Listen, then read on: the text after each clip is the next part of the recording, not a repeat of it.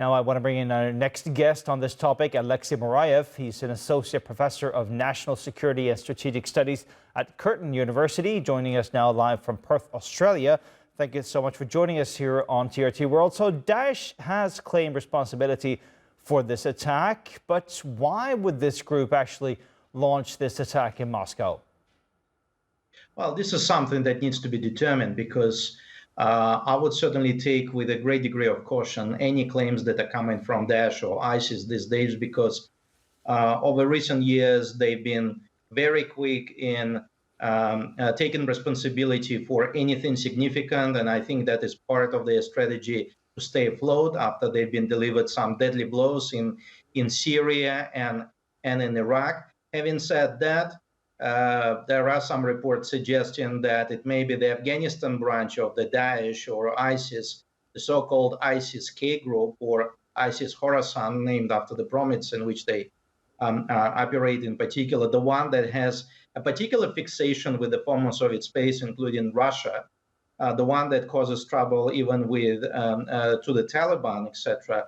And it sort of, in this sense, aligns with claims coming more just now from Russia that the Russian authorities are allegedly looking for 4 to 6 Tajik nationals, because some radicalized Tajiks form part of this ISIS-K formation. So if these reports are correct, then one can kind of determine that there was a link to that. But on the other hand, and I just want to also express that since Russia's war with Ukraine, Russia's extent of its power involvement in the Middle East has been cut significantly. So in this sense, Daesh may have some grievance with the Russians because of what the Russians did to it in Syria, but this is not something recent, or this is not something that the Russians did in recent weeks that would actually warrant their response in one way or another. So I think there are lots of questions that remain to be answered.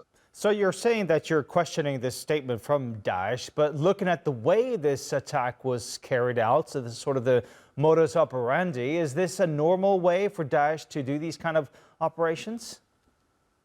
To some extent it is. I mean, the first thing that comes to mind is the attack on the theater in Moscow back in 2002 by the Chechen terrorists. But at that time, their motivation was to take hostages and engage some sort of political negotiations. These attacks seem to be driven by pure savagery. They were just there to kill as many innocent civilians as possible. They didn't make any demands.